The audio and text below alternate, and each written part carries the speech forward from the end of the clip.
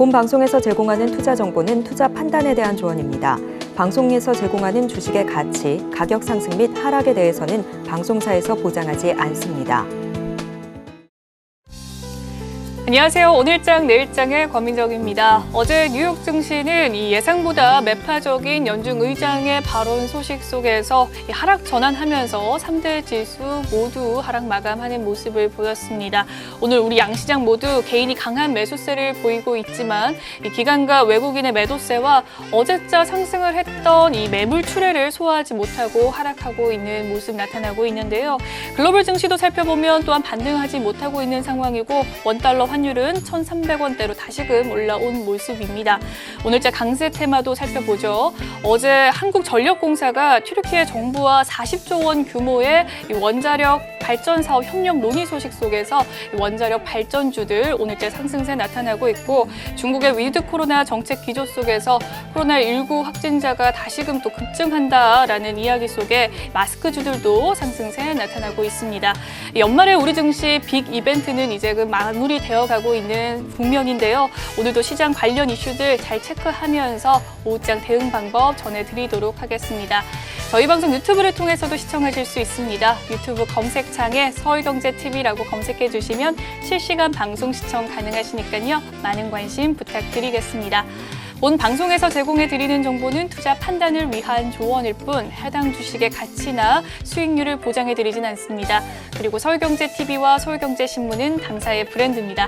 서울경제증권TV와 서울경제TV 손실복구팀과는 무관하며 기타 유사 명칭에 주의하시길 바라겠습니다. 12월 15일 목요일입니다. 오늘장 내일장 본격적으로 출발합니다.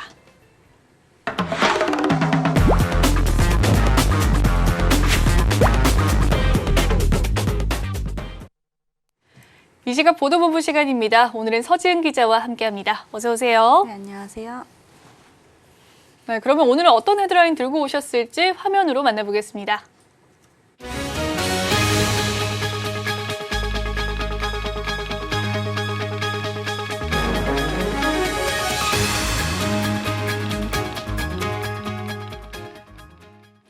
어제 미국의 중앙은행인 연방준비제도가 이 기준금리를 0.5%포인트 인상하는 빅스텝을 단행했습니다. 이와 같은 결정을 내린 배경 무엇일까요? 네, 미 연준이 인플레이션이 둔화하는 조짐이 보이자 금리 인상을 늦춘 것으로 보입니다.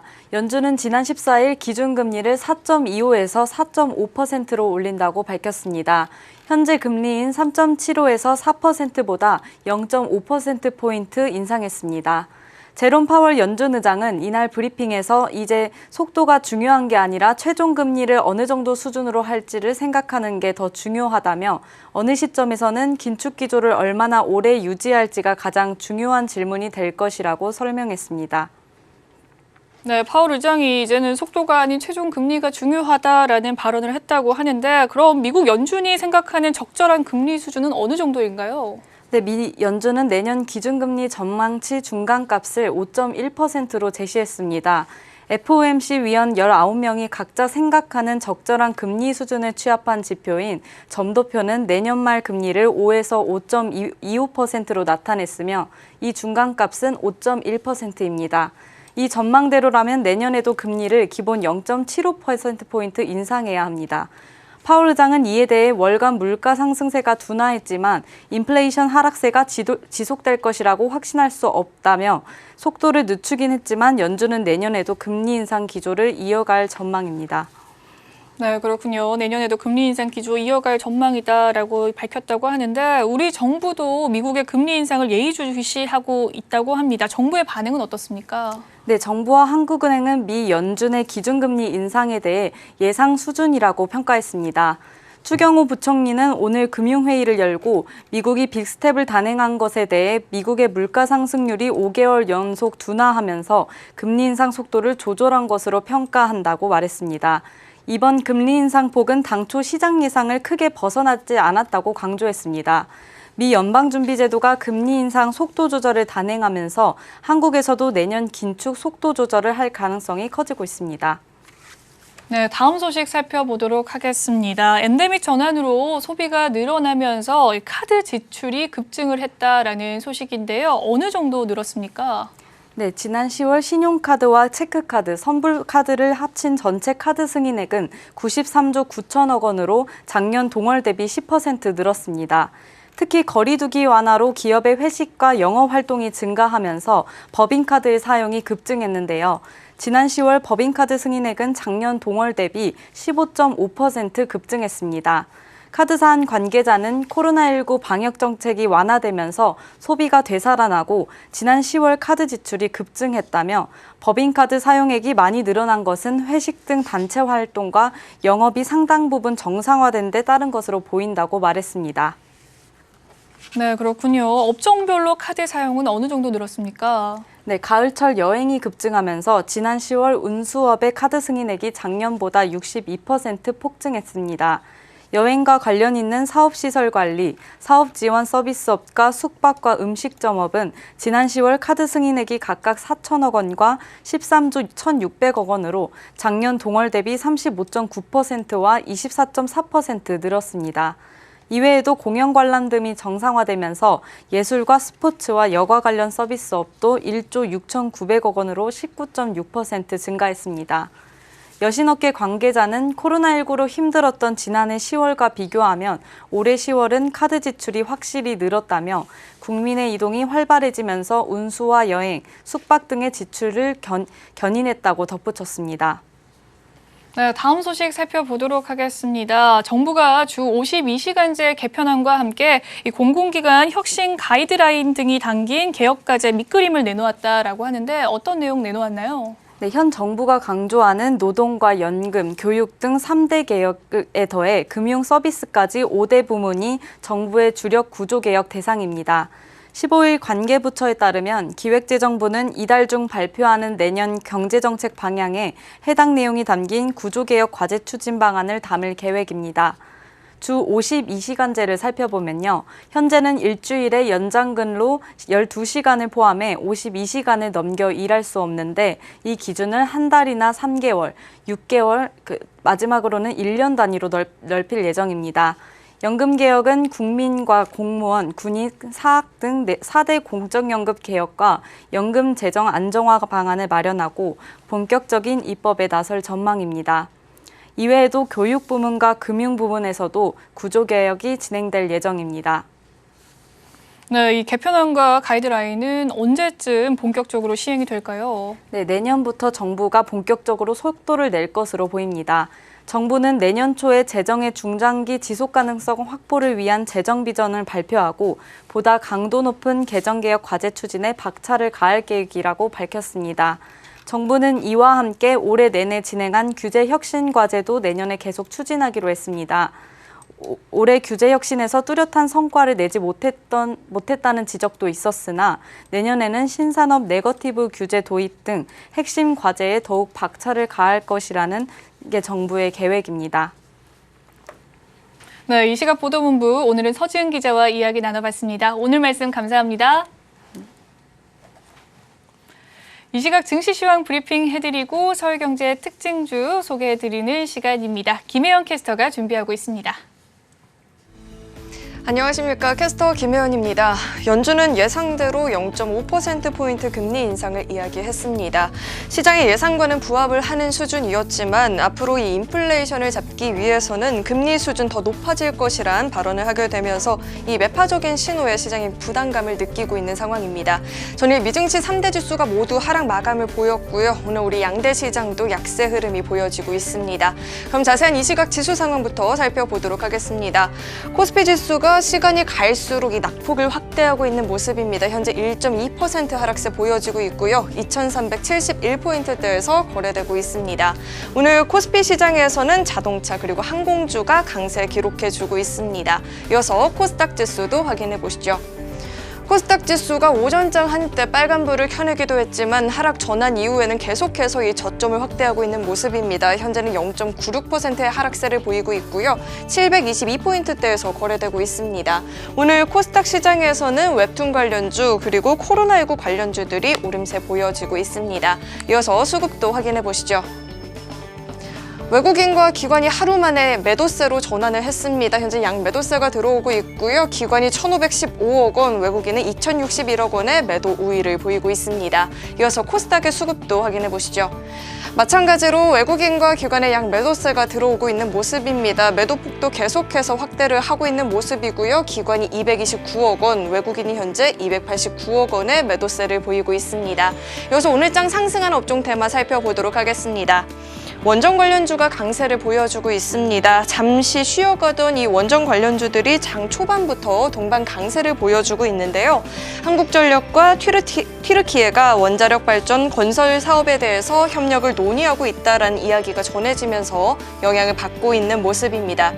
규모는 40조 원으로 튀르키 북부 지역에 1,400메가와트 규모의 차세대 한국형 원전 4기를 건설하는 프로젝트인데요.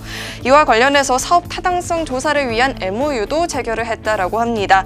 이번 프로젝트 규모는 아랍에미리트 바라카 원전 2배 수준이라고 하죠. 이 같은 소식에 관련주들 강세폭 확대하고 있고요. 에너토크가 현재 22% 넘는 급등세, EM코리아도 8%대, 서전기전도 6% 넘는 강세를 보여주고 있습니다. 이어서 하락한 업종 테마도 살펴보겠습니다. 네, 게임주가 오늘장 쉬어가고 있는 모습입니다. 게임주가 이 인플레이션 흐름에 민감하게 반응을 보이게 됐는데요. 전일 미국의 소비자 물가지수 발표 이후에 강한 모습을 보였었죠. 또한 이달 들어서 외국인들의 매수세도 몰리는 모습이었습니다. 이 외국인들이 국내 주식을 매도하는 것과는 다르게 방향이 나타났었고, 여기에 NC소프트나 넥슨 같은 이 대형 게임주들의 호실적까지도 바탕이 됐었는데, 기대와는 다르게 생각보다 매파적이었던 이 연준의 발언에 투자 심리가 위축이 되고 있다는 분석들이 나오고 있습니다. 현재 NC소프트가 4%대 하락세 보여지고 있고요. 카카오게임즈도 4% 넘는 하락세, 펄어비스도 현재 3%대의 낙폭을 보이고 있습니다. 이어서 증시 탑10 확인해 보겠습니다. 네, 삼성전자가 6만 원을 이탈한 모습이 포착됐습니다. 반도체 업황의 둔화로 실적 부진 전망이 되면서 영향을 받고 있는 모습이고요. 생각보다 매파적이었던 이 연준의 발언에 네이버와 카카오가 모두 하락세를 기록하고 있습니다. 이어서 서울경제가 뽑은 특징주도 확인해 보시죠. 1승은 모잠비크 프로젝트의 재가동으로 LNG선 소주에 대한 최종 계약이 내년 7월에 이루어진다는 소식에 영향을 받고 있는 모습입니다. 강세 기록해주고 있고요. 한창은 2차 전지 장비 업체인 셀텍을 인수했다는 소식에 급등세 보여지고 있습니다.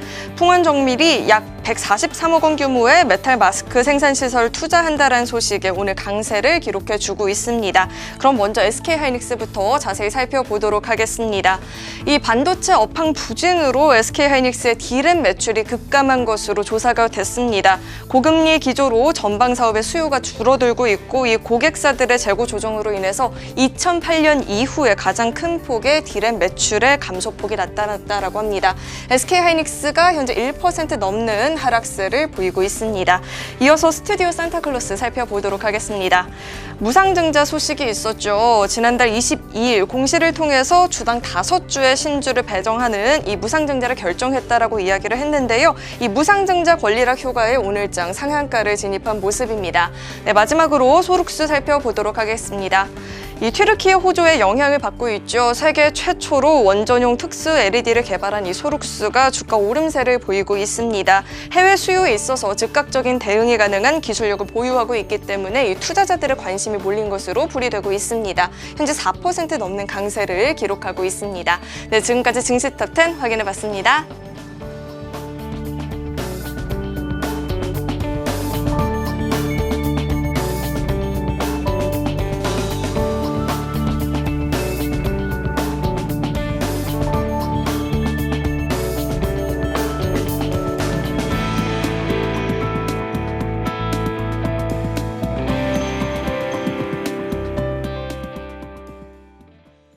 이 시각 외국인과 기관의 수급 상황을 포착해보는 수급 포착 시간입니다. 앞서 확인한 현재의 이 수급 상황 객장 연결해서 자세한 이야기 들어보도록 할 텐데요. 오늘은 신한금융투자 부산금융센터 이호석 차장 연결되어 있습니다. 안녕하세요, 차장님.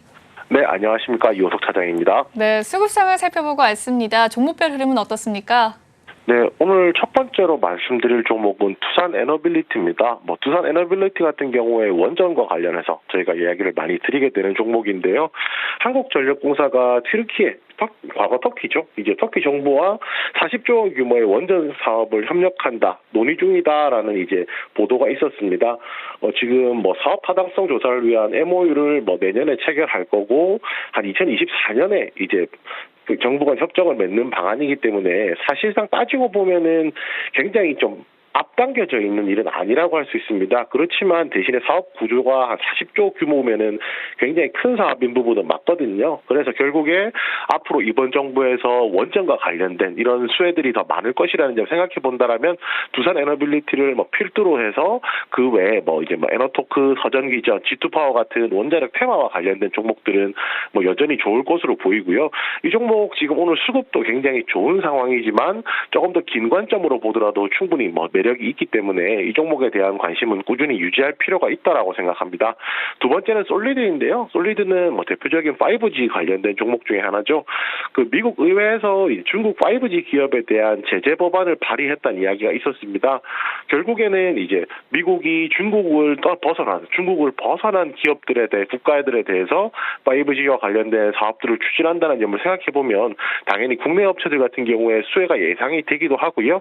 불과 딱 일주일 전에 있었던 보도인데 5G가 4G죠. LTE에 비해서 지금 퍼지고 있는 속도 자체가, 확산 속도 자체가 한 2년 정도 앞당겨져 있다는 보도들이 있었거든요.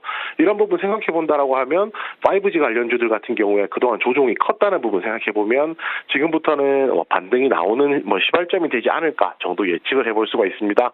마지막 종목은 풍원정밀인데요. 풍원정밀 같은 경우에 이제 메탈 마스크 생산 시설을 이제 설비 투자 결정을 했습니다. 공시가 어제 나왔고요. 한 143억 정도 규모인데 이 규모가 어느 정도냐면 자기 자본 대비했을 때 약 50%, 정확하게는 한 49.81% 정도 되는 규모입니다. 그 정도로 큰 규모로 사업을 투자를 하는 거기 때문에 결국에 이제 앞으로 성장성이라든지 사업성에 대해서 이제 좀 생각을 해볼 필요가 있다라고 생각을 하고요. 대신에 수급은 조금 쏠리고 있지만 차트로 저희가 조금 본다라고 하면 앞선 매물이 워낙 많은 종목이기 때문에 이 이슈만 가지고 시세가 2차, 3차 꾸준히 난다기보다는 굉장히 이 종목에 대해서 변곡점이 될 수 있는 부분이라는 부분 참고하셔서 투자하시면은 어느 정도 힌트를 얻으실 수 있을 거라고 생각합니다. 네, 이 시각 수급 특징주의 흐름에 대해서 살펴봐 주셨습니다. 두산 에너빌리티와 솔리드, 풍원 정밀까지 면밀하게 분석을 해주셨는데 그렇다면 차장님께서 포착한 특징주가 있다면 어떤 종목일까요? 예, 사마 네트워크스입니다. 이 사마 네트워크스라는 종목은 저희 제작사라고 저희가 흔히 부르고 있죠.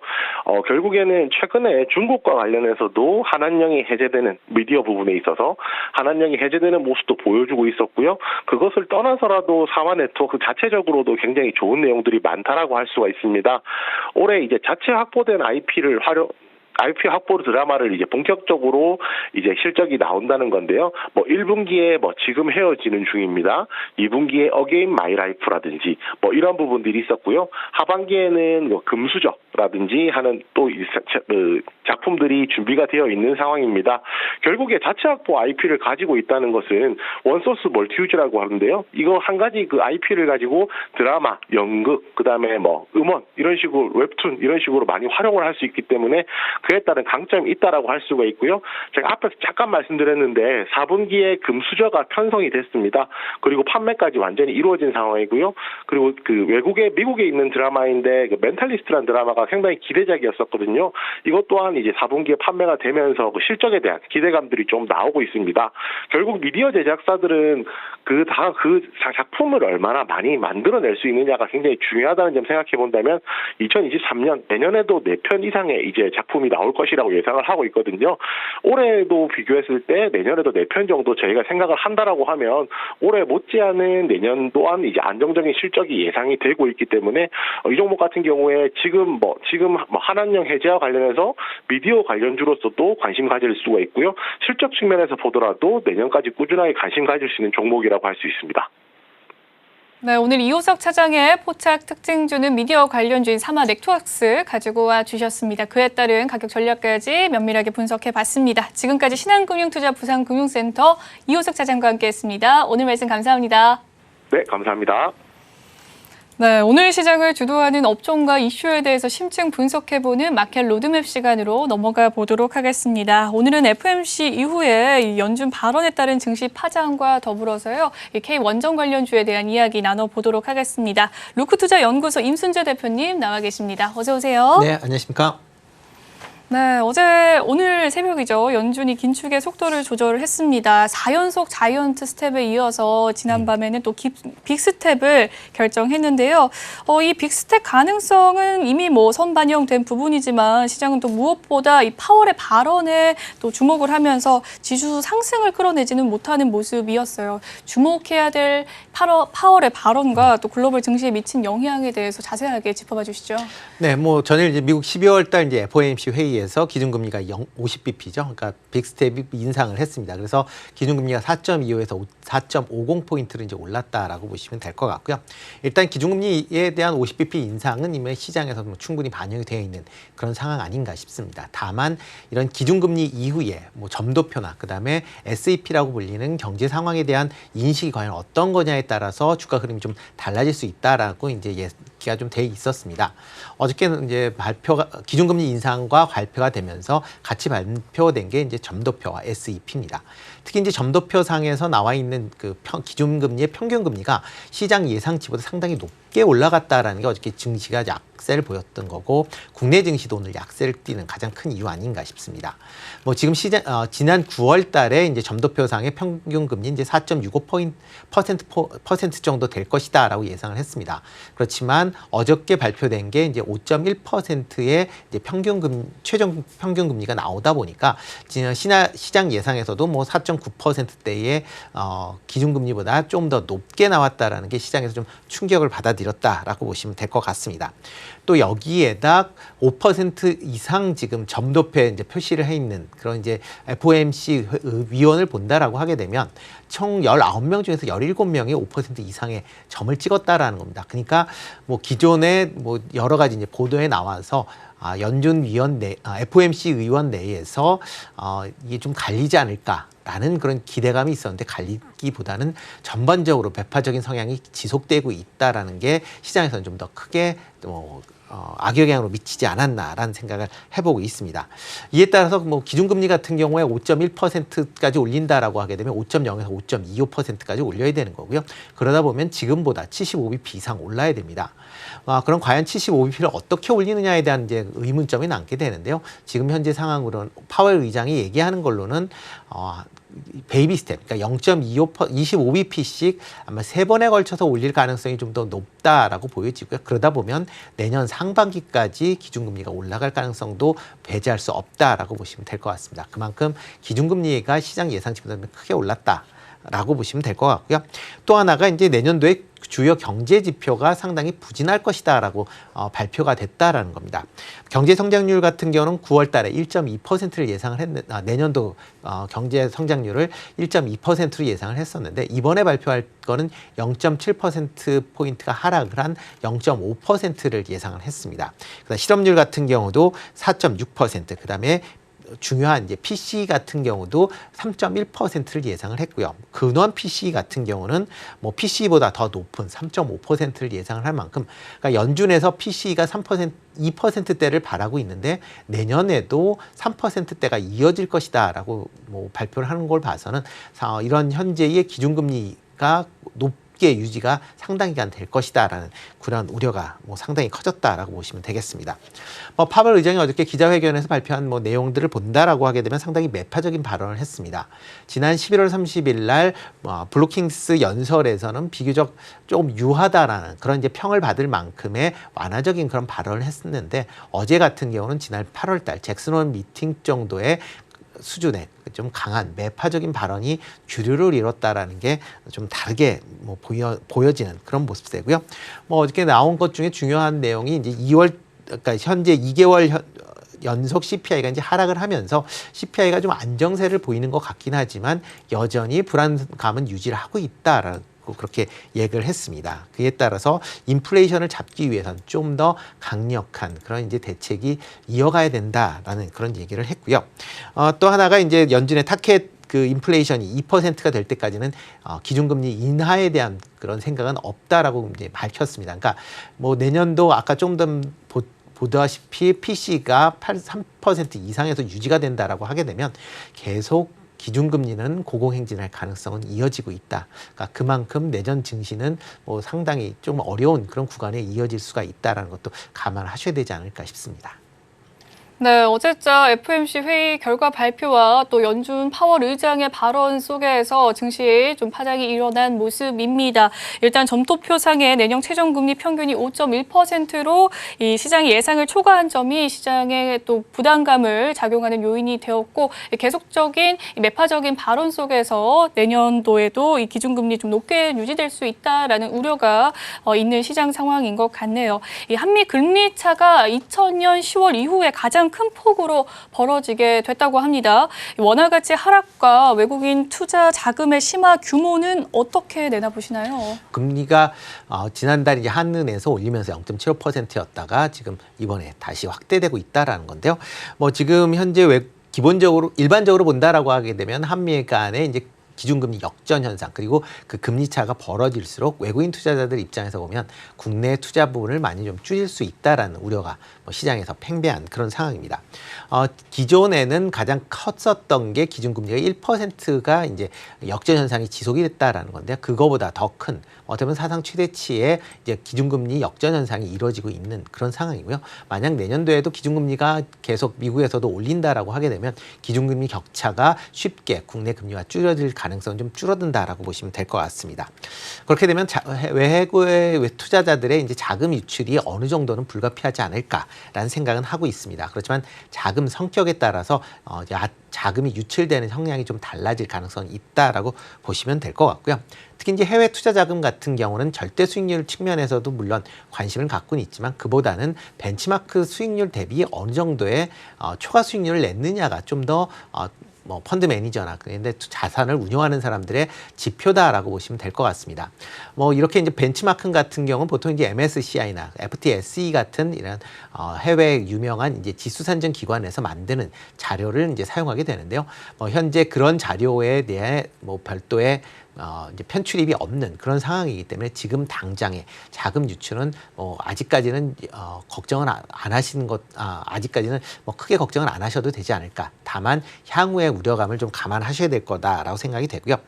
대신 이제 장기 자금일 경우에는 이제 지역별, 국가별 포트폴리오가 구성되어 있기 때문에 쉽게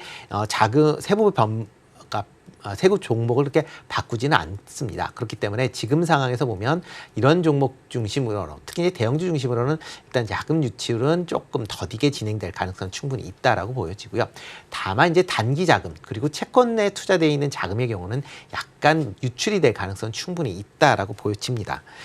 특히 이제 단기성 자금 같은 경우에 지난 11월 달에 이제 외국인 이제 투자 자금 동향을 본다라고 하게 되면 국내의 그 국채 매수를 한 2조 2천억 정도 증가를 했습니다. 그러니까 3년에서 5년, 10년 동안의 이제 장기 채권이다라고 보시면 되는데요. 이게 한 2조 2천억의 증가를 했음에도 불구하고 통한채 같은 1년 미만의 채권에 대해서는 1조 5천억 정도가 순유출이 됐습니다. 그러니까 단기 채권은 계속 지금 빼나가고 있다라고 보시면 될 것 같고요. 이런 단기채들의 투자 규모가 줄어든다라고 하게 되면 그만큼 국내 금리 상황에서도 상당히 부정적인 영향을 미칠 가능성은 충분히 있다라고 보면 되겠습니다. 따라서 12월 달, 1월 달에 외국인 자금 현황도 조금 주목해서 보실 필요는 충분히 있지 않을까 싶고요. 미국의 기준금리가 계속 인상이 된다라고 하게 되면 달러 강세가 계속 이어질 수밖에 없는 그런 상황입니다. 그러다 보면 국내 원화에 대해서도 약세가 불가피한 그런 상황이다라고 보시면 될 것 같고요. 다만 이제 그 각국 중앙은행들이 특히 영국 중앙은행이나 이제 유럽 중앙은행 같은 경우 오늘 이제 통화정책회의를 개최할 예정입니다. 만약 여기서 기준금리를 0.5% 이상 포인트 이상 올린다라고 하게 되면 아마 달러와 강세는 조금 주춤할 가능성은 있다라고 보여지고요. 만약 달러가 주춤한다라고 하게 되면 국내 원화에 대한 부분도 일단 현재 상황에서 급변동을 한다라기보다는 현재 상황에서 박스권에서 좀 변동성만 단순히 있지 않을까라는 기대를 해보고 있습니다. 네, 한국과 미국의 금리 차가 확대가 되면서 원화 가치 하락과 외국인 투자 자금의 심화 규모에 대해서 전망을 해주셨는데요. 일단은 이 미국의 기준금리가 지속적으로 인상이 된다면 원화 가치 약세 흐름은 좀 면치 못할 부분인 것 같고, 이 외국인의 투자 자금 또한 장단기성에 따라서 이 세부적인 이 차별화가 있겠다라는 말씀을 덧붙여 주셨습니다.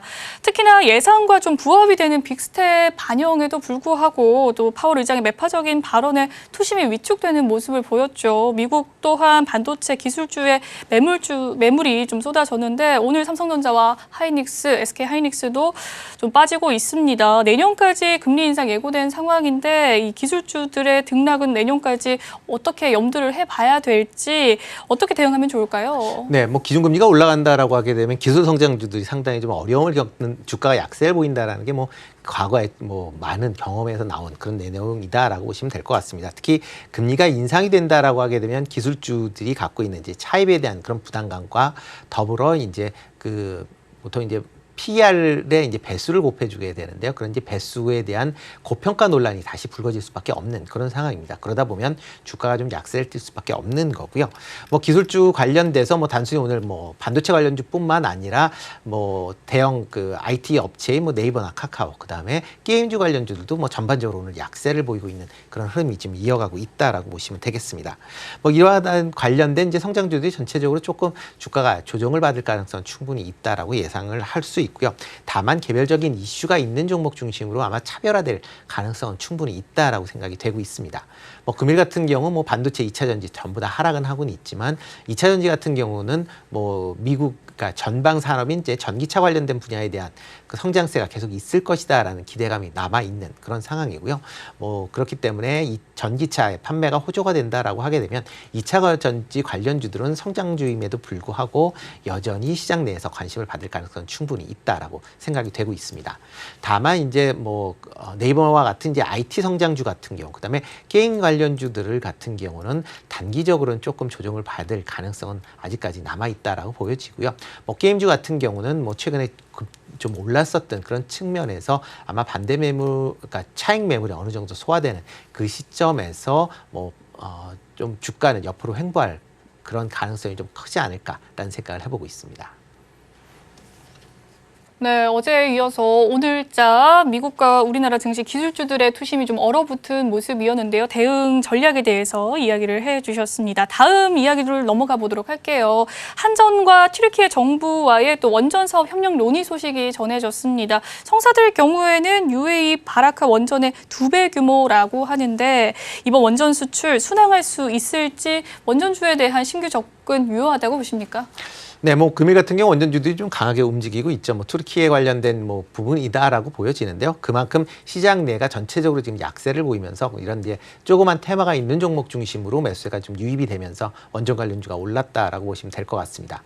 뭐 원전 관련 뭐 오늘 나와 이제 투르키에 관련된 부분은 지금 당장 있다라는 게 아니라 향후에 뭐 2, 3년 동안에 이제 사업 타당성이 끝난 이후에 이제 수주 여부가 결정이 된다라고 보시면 되겠습니다. 그러니까 지금 그런 내용을 갖고 뭐 주가에 반영이 된다. 이거는 뭐 상당히 어떻게 보면 뭐 우물가에서 숭늉을 찾는 그런 지의 형국 아닌가라는 생각을 해보고 있습니다. 그렇기 때문에 지금 당장 뭐 원전 관련주가 움직였다라고 해서 이 원전주가 계속 갈 것이다라고 하는 부분은 조금은 더 생각해 보실 필요는 있지 않을까 싶습니다. 다만 이제 정부 측에서 원전 관련된 드라이브 정책을 계속 지금 강화하고 있고 특히 이제 윤석열 대통령이 뭐 계속 이제 어떤 이제 계기가 된다라고 하게 되면 원전 관련된 부분을 강조하고 있다라는 거는 장기적으로 보면 원전 관련된 부분에 정부의 그런 이제 투자나 아니면 육성 정책이 이어질 수 있다라는 기대감을 충분히 반영을 할 수 있다라고 보여집니다. 그렇지만 이제 원전 관련주가 뭐 전반적인 대세 관련주가 되기에는 아직까지는 조금 뭐 시간이 좀 걸리지 않을까라는 생각이 들고 있고요. 이와 더불어 이제 원전 관련돼서는 유럽 내에 이제 탄소세 부가와 관련된 부분도 같이 좀 맞물려서 생각해 보실 필요가 있지 않을까 싶습니다. 뭐 지금 유럽에서 텍소노미와 관련돼서 뭐 지금 원전 관련된 재생에너지로 이제 편입을 했다라는 그런 얘기를 하면서 지금 탄소세가 부과가 된다면 이런 이제 전기 관련돼서 청정 에너지를 쓸 경우에 상당 부분 유익하게 이제 반영이 될 걸로 예상은 하고 있습니다.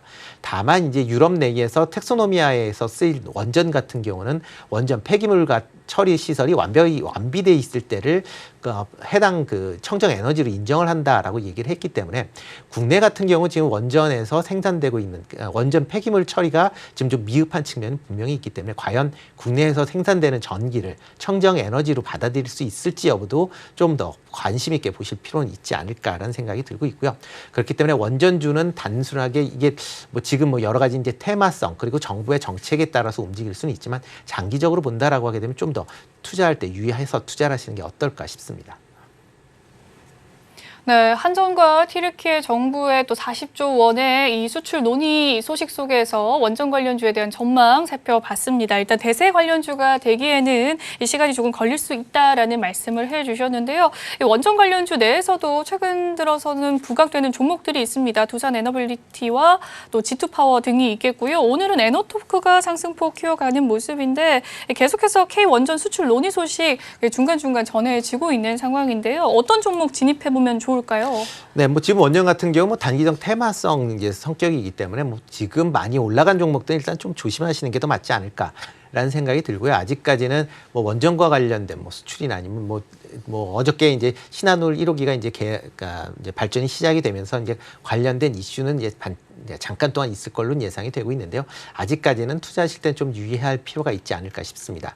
다만 이제 오늘 같은 경우 이제 에너토크 같은 경우 지금 20%에 가까운 그런 이제 상승세를 좀 보이고 있다라는 게 좀 특징적인데요. 에너토크 같은 경우는 이제 유류나 아니면 기체 관련돼서 이제 그 파이프라인을 이제 사용하게 되는데 이런 거를 이제 밸브를 조정하는 이제 전동으로 조정하는 액추레이터를 이제 생산하는 그런 업체입니다. 특히 오늘 같은 경우 지금 강하게 상승세를 보이는 이유는 UAE 원전에 이런 액추레이터를 납품했었던 그런 전력이 있기 때문에 향후에 원전이 좀 더 이제 활성화되고 국내에서 수출한다라고 하게 되면 그런 수주에 대한 기대감 때문에 좀 강하게 올랐다라고 보시면 될 것 같은데요. 아직 그렇지만 이제 이런 기대감 때문에 올랐다라는 건 어떻게 보면 단기적인 영향으로 끝날 가능성도 충분히 있다라고 보여집니다.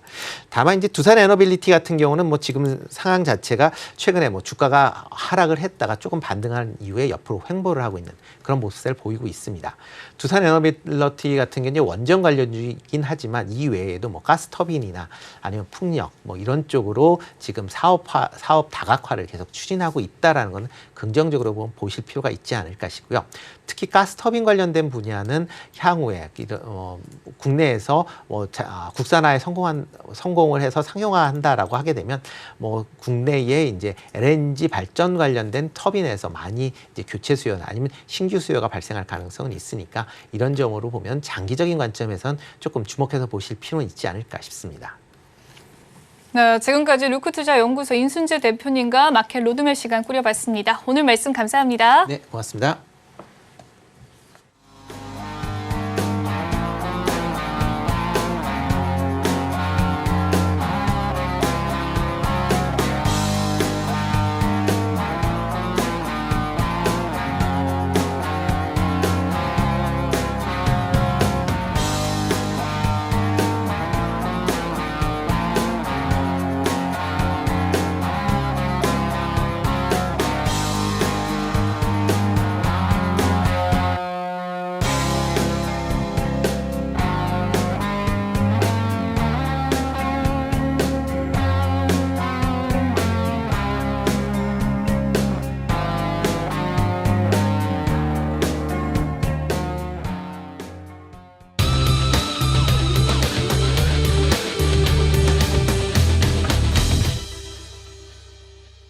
마켓 리더들과 함께 시장의 핵심 이슈를 짚어보는 이슈 칼럼 시간입니다. 이제 2022년 증시도 채 한 달 남지 않았습니다. 미국의 연준이 빅스텝 금리 인상을 결정했는데요. 우리 통화 정책에도 중요한 변곡점이 될 것으로 보입니다. 미중산업경제연구소 조용찬 소장님과 자세한 이야기 나눠보도록 하겠습니다. 소장님 연결되어 있다고 하네요. 안녕하세요, 소장님. 예, 안녕하십니까.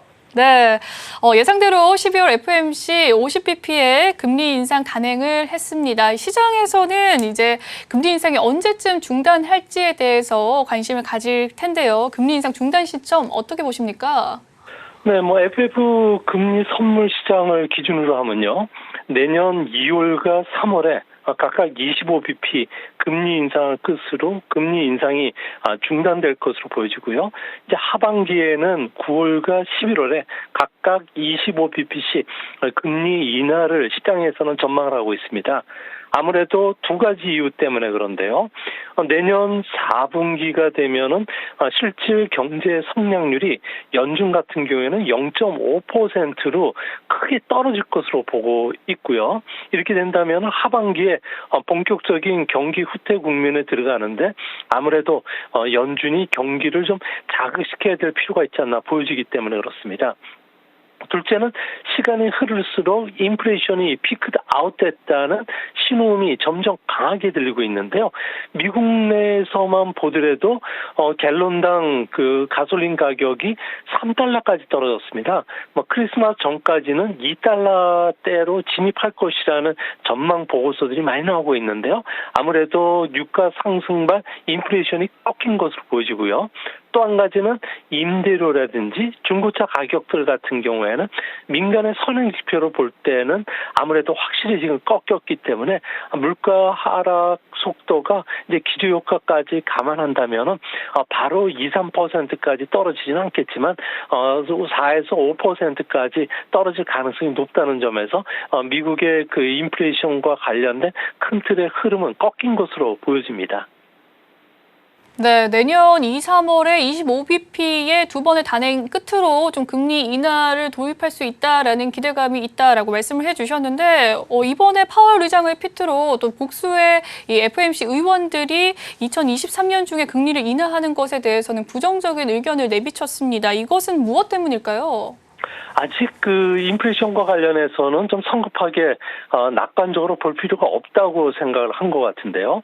아무래도 연준이 걱정하는 것은 공급망 재평 과정에 미국이 있는데 세계 주요 공장들을 미국에 유치하는 과정에서 가장 걸림돌은 노동력 부분입니다. 팬데믹 이후에 은퇴한 55세 이상의 고급 인력들 같은 경우에는 노동 참가율이 지금 상당히 낮은 수준까지 떨어졌는데요.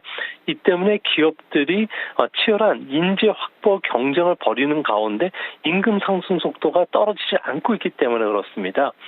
애틀랜타 연은 같은 경우에는 임금 트래커, 임금 추적기를 발표를 하고 있는데요. 11월 달만 하더라도 경험이 있는 전직자들 같은 경우에는 임금이 무려 8.1%까지 올랐습니다. 이는 전체 근로자 임금 상승보다 앞서가는 부분인데요. 이 때문에 시간을 두고서 전체 근로자 임금도 상승할 수밖에 없다는 겁니다. 또 한 가지는 베이비 부모들 같은 경우에는 현재 미국에서 주력 노동자층인데 이들이 2030년까지는 7,300만 명이 은퇴를 하게 됩니다. 반면에 필요한 근로자 수는 8,500만 명 정도가 되니까 구조적인 인력 부족 사태에 빠질 수밖에 없다는 거죠.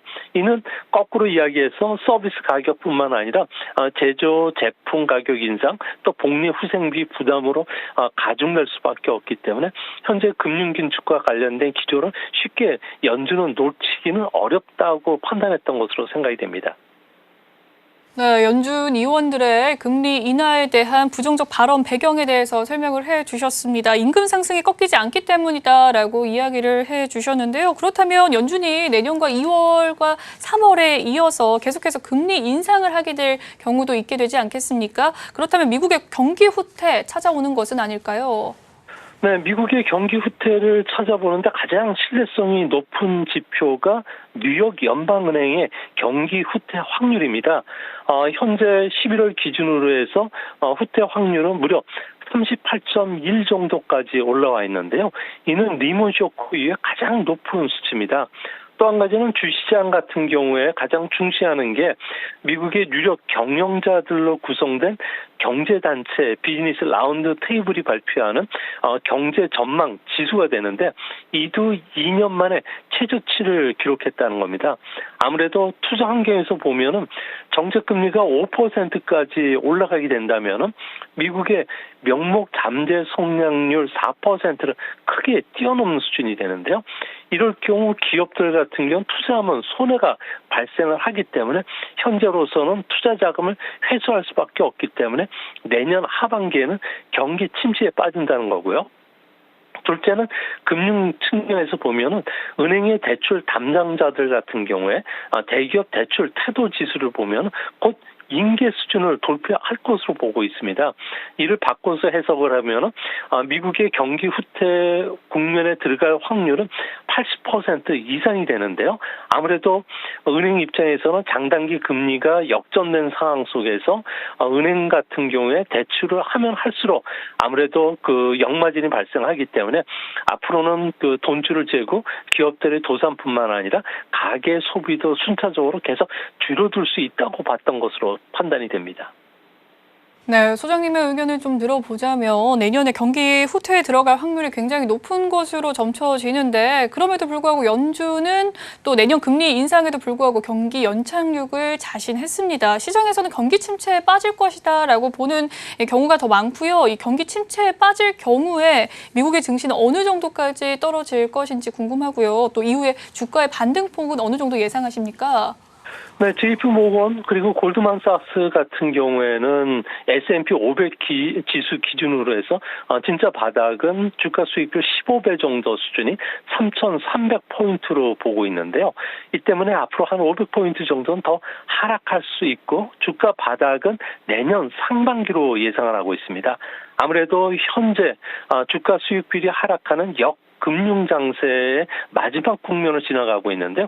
앞으로는 역실적 장세, 그러니까 실적이 더 하락하는 국면이 한 번 더 남아있다는 겁니다.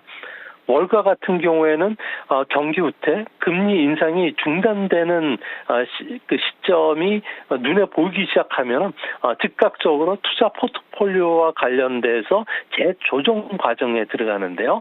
이 때문에 앞으로 내년 그 상반기 말 정도쯤 되면은 금리에 민감한 성장률을 주가 바닥에서 죽고 대신 경기에 민감한 가치주들은 내다 파는 이런 편입비 교체 작업에 들어간다는 겁니다.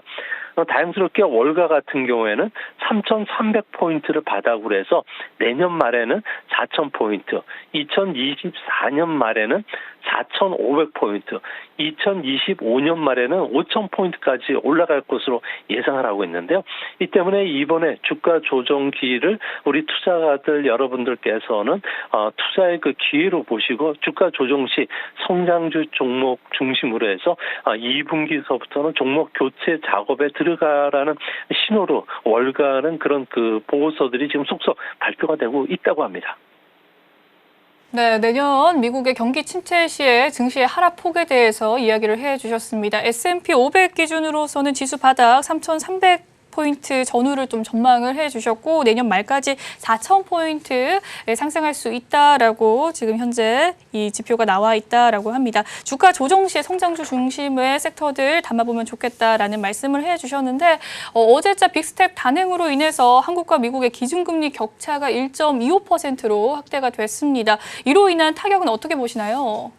네, 한국은행과의 금리차가 미국 FF 금리 기준으로 해서 1.25%로 벌어졌다는 이야기는 한은이 그 설정한 금리차가 마지노 노선 1%포인트를 훨씬 웃도는 수준인데요. 과거 최대 금리 역전폭이 벌어졌던 2000년 5월부터 10월 사이가 1.5%포인트였다는 점을 비교해보면 현재 상황은 금리차가 역대 두 번째라는 겁니다. 우리나라 그 펀더멘탈을 근거로 했을 경우에 감내할 수 있는 수준이 1%포인트로 받기 때문에 내년 1월 달에 우리 금통위원회에서 금리 인상은 현재 피하기는 어려워질 것으로 생각이 됩니다. 네, 지금까지 위중경제산업연구소 조용찬 소장님과 함께 이슈 칼럼 시간 함께했습니다. 오늘 말씀 감사합니다. 예, 감사합니다. 본 방송에서 제공해드리는 정보는 투자 판단을 위한 조언일 뿐 해당 주식의 가치와 수익률을 보장해드리진 않습니다. 그리고 서울경제TV와 서울경제신문은 당사의 브랜드입니다. 서울경제증권TV와 서울경제TV 손실복구팀과는 무관하며 기타 유사 명칭에 주의하시길 바라겠습니다. 오늘 준비한 소식은 여기까지고요. 잠시 후 마감 임박 60분의 승부도 많은 시청 부탁드립니다. 저는 내일 다시 찾아뵐게요. 시청해주신 여러분 고맙습니다.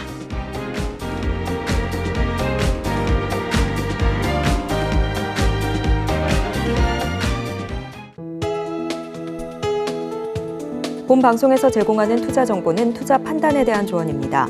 방송에서 제공하는 주식의 가치, 가격 상승 및 하락에 대해서는 방송사에서 보장하지 않습니다.